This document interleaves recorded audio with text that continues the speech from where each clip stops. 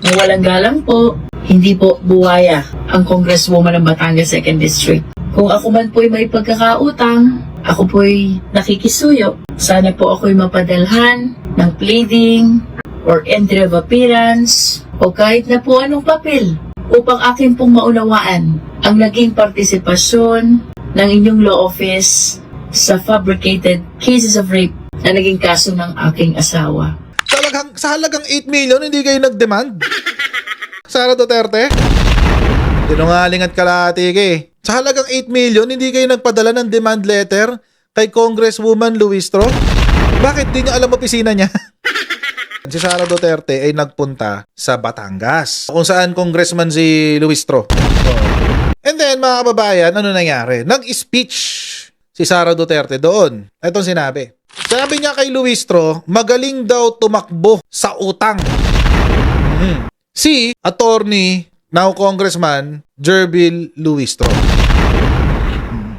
Vice President Sara Duterte publicly criticized Batangas 2nd District Representative Jervil Luistro during a campaign sortie in Bawan, Batangas over an alleged unpaid legal debt involving Duterte's husband and lawyer Mans Carpio. In her remarks, Duterte revealed that Luistro once sought legal help from Carpio when her husband faced a rape complaint. Naalala niyo to? Kinumento to ni Luistro, di ba?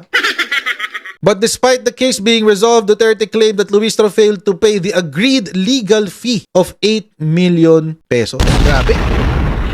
Ang claim, mga kababayan, again, the claim is yung law firm daw ni Sara Duterte ang nagrepresenta sa kaso ng asawa ni Luistro. Kung kayo po ay, let's say, kukuha kayo ng legal assistance. Una ho, mga kababayan, meron kayong consultation sa abogado. Yung consultation pa lang ho, may bayad na yun. At after the consultation, pwede nyo kunin yung abogado kung feeling nyo, kaya kayong ipaglaban ng abogado. Kung hindi, huwag nyo siyang kunin. Yung pag-uumpisa ng serbisyo ng abogado, usually, merong kontrata yan. May service na tawag nila service agreement. Client service agreement. Sa client service agreement, mga kababayan, usually, nakasulat doon kung ano yung case, yung coverage ng services, hanggang saan ang kanilang serbisyo, at magkano yung kanilang rate, magkano yung acceptance fee, lahat ng gagastos ninyo, appearance, lahat.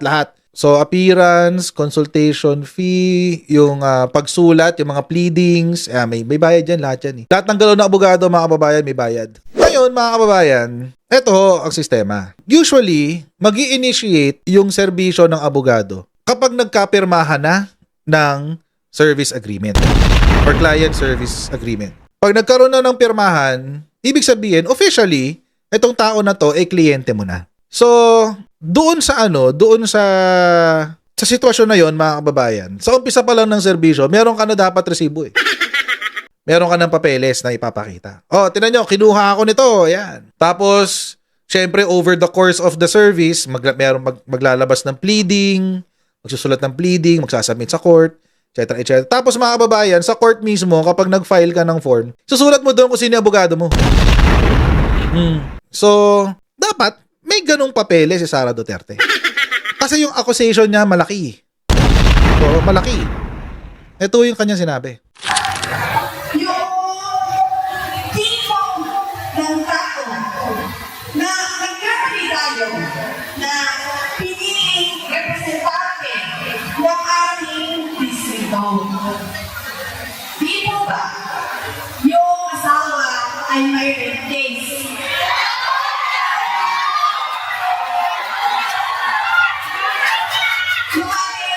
Siya sa asawa ko.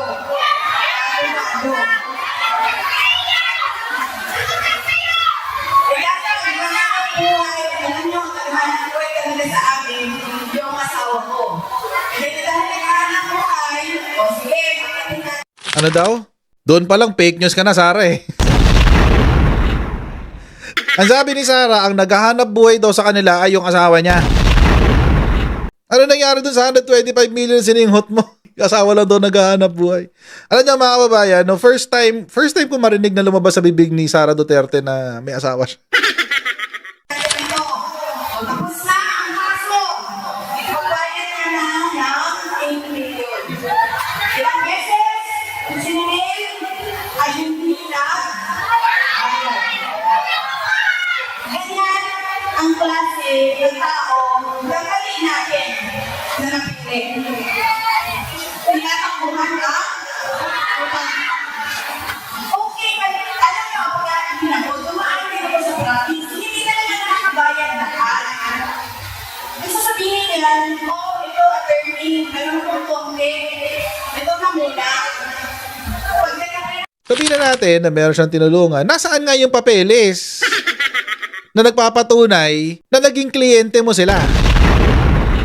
Nasaan yung papeles? May papeles yan for sure. Imposibleng wala kasi ang sabi ni Sara, nagrepresenta daw siya eh.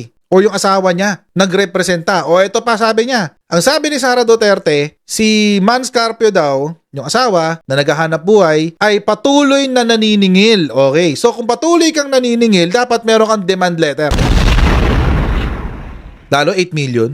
Kung maniningil ka ng utang, dapat merong demand letter. Hanggang 3 yan. After 3 demand letters at wala pa ring response or hindi ka pa rin nababayaran, pwede ka nang pumunta sa korte. Pwede ka na mag-file ng kaso. Sa halagang 8 million, hindi kayo nag-demand? Oo, Sara Duterte. Sinungaling at kalahati eh. Sa halagang 8 million, hindi kayo nagpadala ng demand letter kay Congresswoman Luistro? Bakit di nyo alam opisina niya? Hindi niya maalam address sa opisina niya para hindi kayo makapagpadala ng demand letter. Imposible ho yun, mga kababayan. Lalo at naniningil ka. Alam mo, Sara Duterte, ang laway mo, may silbi lang yan sa pagseselyo ng envelope. At kung hanggang ngayon, ginagamit mo pa rin ang laway para magselyo ng envelope, come on, grow up. Mga bata lang ang gumagawa nun. Okay, so yun yung sinasabi ni Sara Duterte. Oo. Hindi man lang daw nagkusang magbayad. Oo. Magaling lang daw magtago o tumakbo sa utang. Si attorney, now Congressman Jervil Luistro. Mga kababayan, sumagot si attorney Luistro.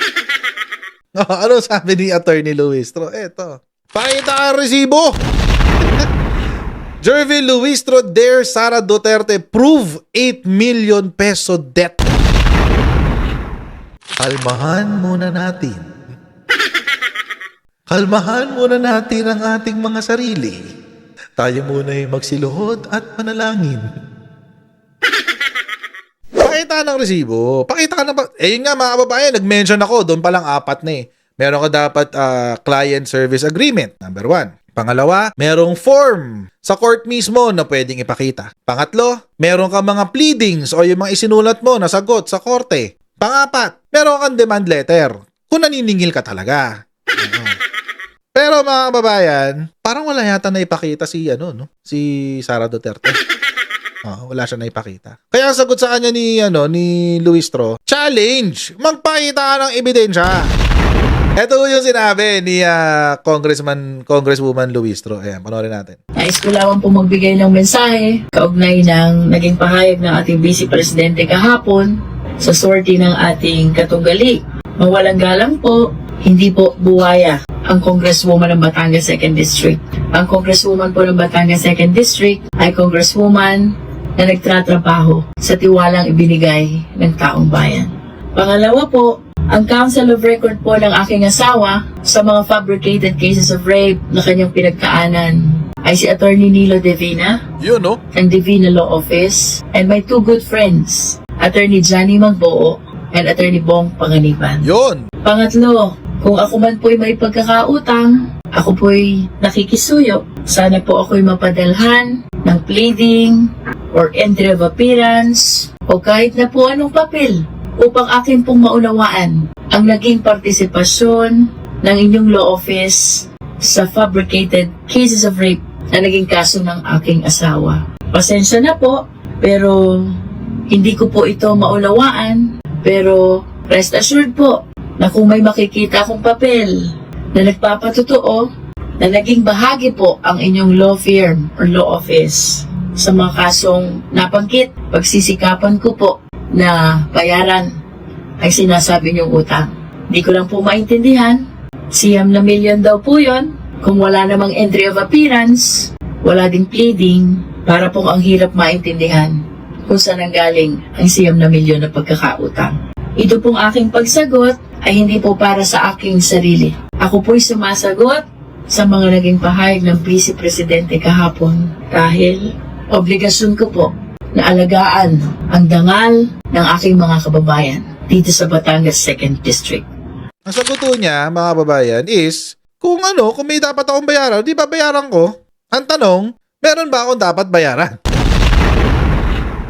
Kasi mga kababayan, kung wala namang patunay na kinontract ni Luistro ang Manasseh Carpio Law Firm para maging representante doon sa kasong sinasabi, wala ko siyang dapat bayaran.